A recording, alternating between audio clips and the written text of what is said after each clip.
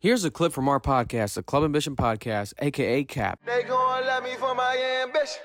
Joe Budden on his podcast had a take that I wanted to cover in here.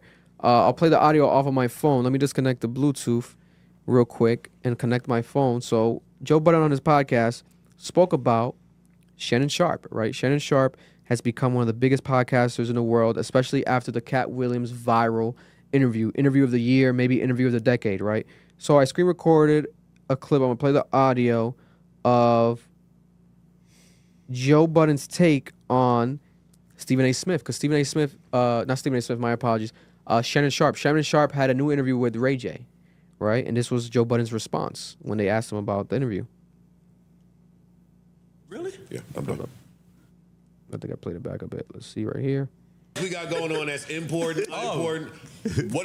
What? Ray J and Shannon Sharpe had a really big interview. I'm done watching Shannon Sharpe interviews for the rest Really? of the Yeah, I'm done.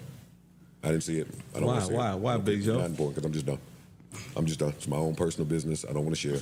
Okay. I'm not being grumpy, but see, this is how I was parting last part.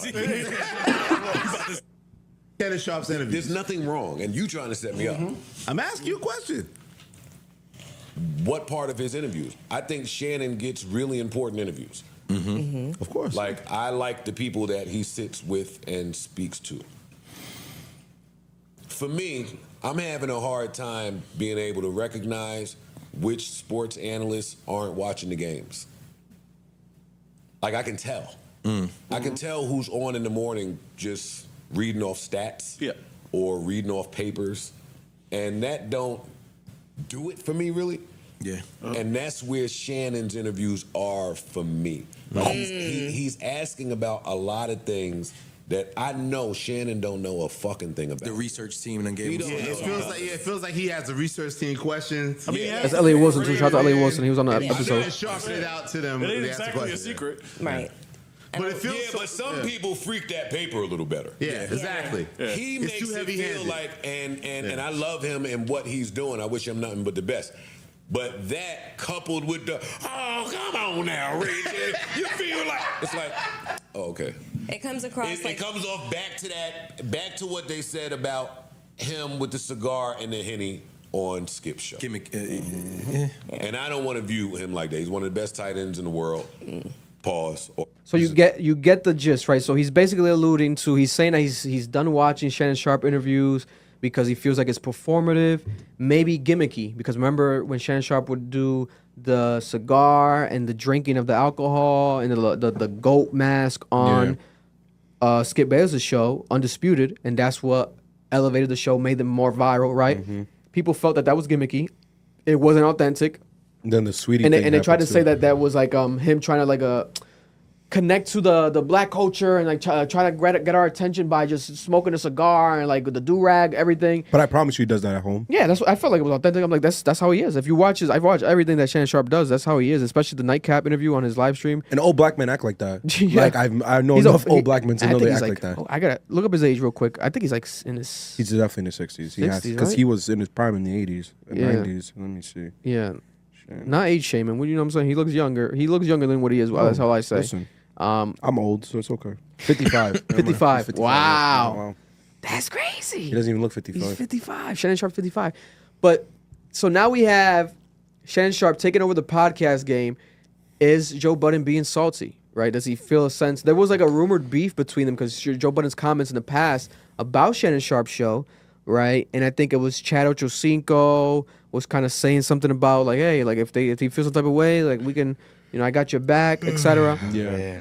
But I don't really agree with Joe. Like I feel like when you watch the Shannon Sharpe interviews, there's a performative aspect, yes, but I do think it's entertaining. Like I like it. I still feel like there's a relationship between him and the person that he's interviewing. But yes, he does read a lot of research stuff that he'll say during an interview, like my team, like we researched it, like that's what they said, blah blah. Sometimes the person will be impressed, like what the hell did you find that out, right? Ray J in his interview. Remember Donald Sterling? Yeah. Donald Sterling. There's a whole new show I gotta watch called Clipped about. Yeah, I've seen it. It's like a biopic series. Donald Sterling, the controversy with Donald Sterling, the racism, etc. Ray J, I believe, had like apartments, like with Donald Sterling or something, or invested with Donald Sterling. he sold him or took his he cut ties with Donald Sterling around that time, but no one ever spoke about it, right? Shannon Sharpe brought it up, and Ray J was like, "What? How'd you know about that? Why are you talking about that?" And then Ray J was like, "Call my lawyer. Let me know if I can talk about it." And he was like, "Are you ready for this, Shannon? If you get the okay, bro, you're gonna get exclusive." And then he was like, "Oh," the lawyer was like, "Oh, I can't talk about it, Shannon. Oh, damn, blah, blah, blah." But he's ready to talk about it.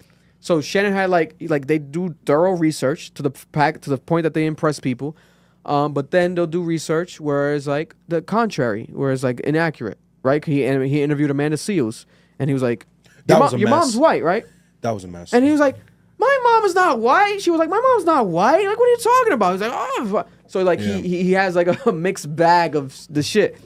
And then he had the Sweetie situation where he called her Sweetie. Quavo's boyfriend, Yeah. Quavo's ex. But to say like you're not gonna watch him anymore, etc. That's hate. That's hate. And that's something Joe That's hate. does. Joe hide his hate under like constructive criticism. It's like, no, you can hear your tone. You're hating. Like I'm done watching him. Like you're never gonna watch him ever again. Okay. But here's the thing. He has a valid point. The problem with Shannon's content is that, and it works for him, he lets niggas go off. Yeah. And you need that in the Yeah. space.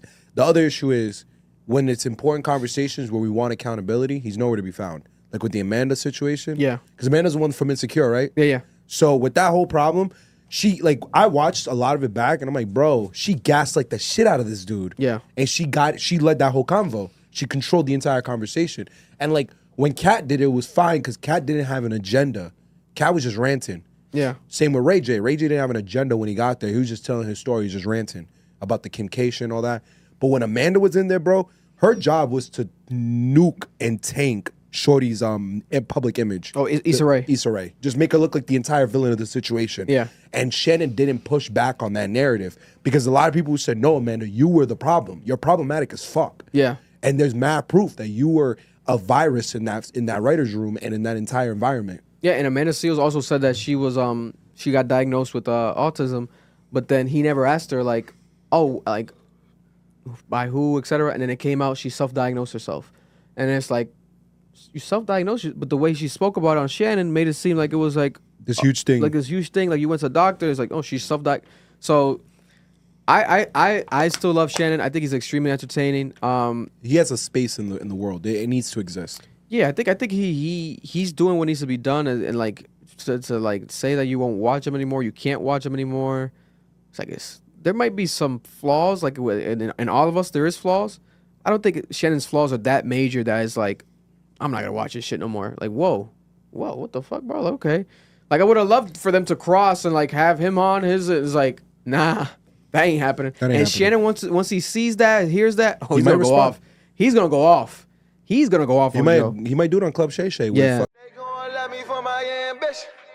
And that was a clip from our podcast, the Club Ambition Podcast, Cap. If you're looking to watch the full episode, make sure to go check it out right now. It's available on audio and also on YouTube.